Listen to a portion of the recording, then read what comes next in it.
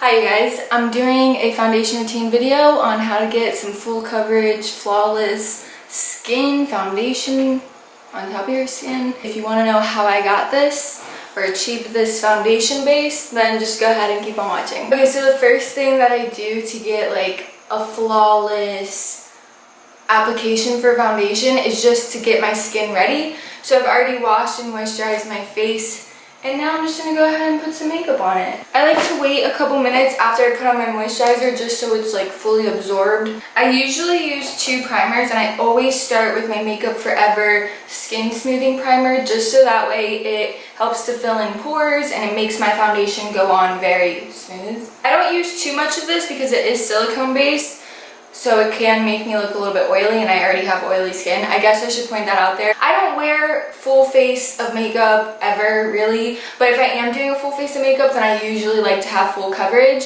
and I personally like to have my foundation to be glowy, lightweight, and natural looking, so that's what this routine will help you to achieve. And I just apply this to my T-zone, pretty much. Then typically I use like illuminating primer. My 3 favorite ones are the one that I'm going to use right now, which is the Laura Mercier Foundation Primer in the shade Radiance. And then I really like the MAC Strobe Cream and the Becca, it's like the purple primer. I don't know what it's called though. Usually I mix 2 foundations always just because I like doing that. So for a full coverage, natural-ish look, I like to mix these 2. This is the Too Faced Born This Way, and this is the L'Oreal Infallible Pro Matte. So I take like 1 pump of the Too Faced one, and then just a little bit of the L'Oreal one. Like I was saying, the combination of these 2 foundations are super full coverage, but for my day-to-day look, if I'm doing like a natural look, then I usually don't wear foundation. I feel like this was the perfect time for me to film this because I'm breaking out really bad right now. I don't know if you guys can see because it's covered up right now, but on my chin, on my cheek right here, I don't know what is going on. Also, if you're wondering, I'm using a different sponge. I have been these past couple of weeks that I have worn makeup. This one is from the brand called Juno & Co. It's a blue sponge. In comparison to a beauty blender, this feels more dense.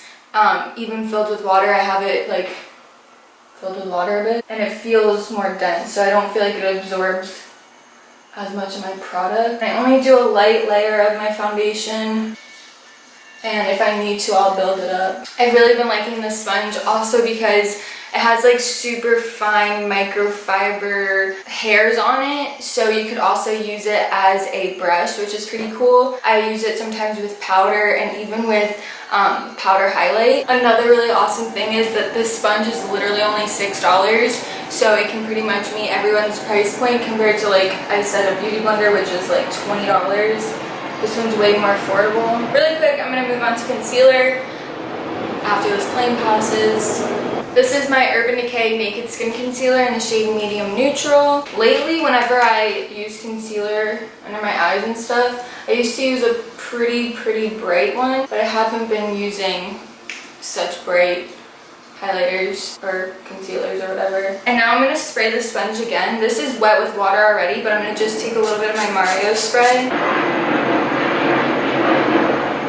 I'm going to go ahead and set my concealer, and I'm just going to take my MAC Studio Fix powder in the shade C4. And I'm going to start off by taking this fluffy angled brush just to get like right up underneath my eyes. And then I'm going to switch over to my sponge and take like the back side and then just lightly press this over the concealer. I feel like it helps to blend out any creases that might have popped up. And it just like presses the powder into your skin rather than just like dusting it over it. I don't know.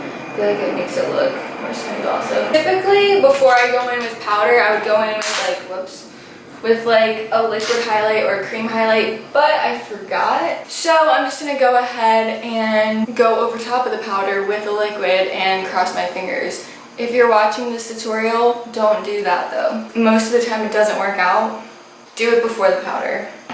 Don't mess up like me. So right now, one of my favorite liquid highlights is from Cover FX. This one is in the shade Celestial, and I just get a little bit on my fingers. The only thing is, I feel like because I put the powder underneath, as I'm blending it out, the powder is kind of like getting picked up a little bit. But I don't think it'll be that bad because I will put a powder highlight over top, so I think it'll kind of just blend out. I'm going to take my MAC Mineralized Skin Finish in Dark Deepest, and I'm going to use a Real Techniques blush brush. I kind of use this bronzer as a blush a little bit too. Alright, now I'm going to just go ahead and contour my face. I like to use this e.l.f. small stippling brush. And I'm going to take my Kat Von D Shade and Light palette, and I'm going to just be mixing the middle shade and the darkest shade. And I just start off by doing like circular motions. And I start at the back towards my ear, and then as less product is on my brush, I move it forward. And then whatever's left over on my brush, I just bring down the sides of my nose. I'm literally so hot. Oh my gosh. Okay. We're almost done though. Last thing for my face is just a powder highlight, and then that'll be it for my foundation routine. And lately I've been really loving this highlighter from Mally. Mine's broken, but this is in the shade Gorgeous Glow. I really like it because it's really soft and dainty, and it's not like super crazy. So I'm gonna just take this Real Techniques setting brush, spray it.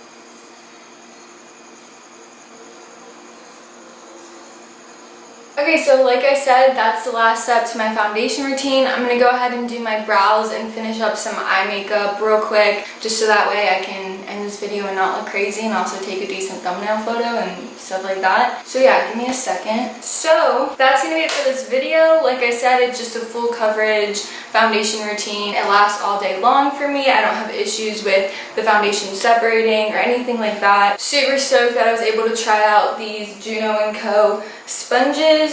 If you guys would be interested in checking them out, I'll go ahead and leave a direct link in my description box, and also some discount information that you can use to save some money. And yeah, highly recommend them. Thumbs this video up if you liked it, and please subscribe to my channel if you're not already. And I hope that you guys have a great day, and I'll talk to you later. Bye.